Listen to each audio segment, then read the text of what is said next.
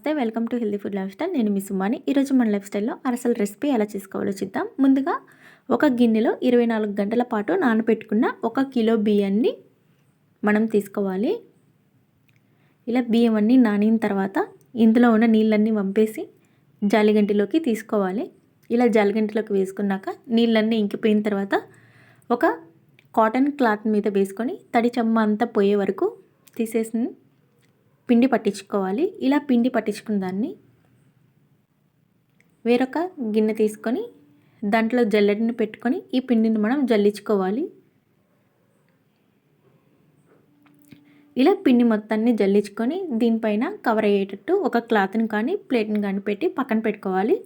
ఈ కిలో పిండిలోకి మనం 750 గ్రాముల వరకు బెల్లాన్ని తీసుకొని వెడల్పాటి గిన్నెలో వేసుకొని కొన్ని నీళ్ళని పోసుకొని గ్యాస్ ఆన్ చేసుకొని ఇక స్టవ్ మీద దీన్ని పాకు వచ్చే వరకు ఉడికించుకోవాలి.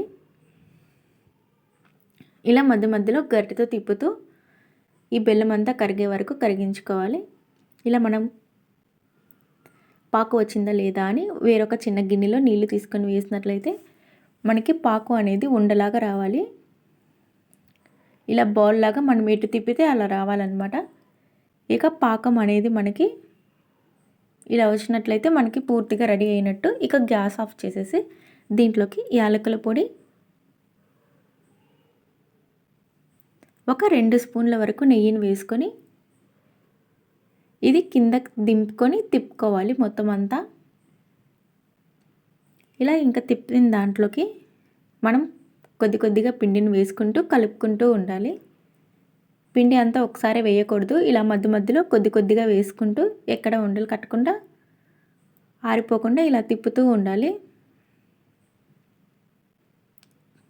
చూడండి, ఇలా ఇంకా పిండి పట్టిద్ది. ఇంకా ఇలా వేసుకొని ఇలా పిండి మొత్తాన్ని కదుపుకొని పక్కన పెట్టుకోవాలి. ఇంకా పైన కొద్దిగా నెయ్యిని కూడా వేసుకొని ఇక పక్కన పెట్టుకొని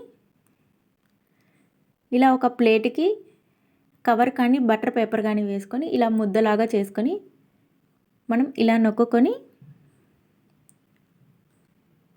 ఇక దీన్ని మనం ఆయిల్ హీట్ అయ్యాక ఆయిల్లో వేసుకోవాలి.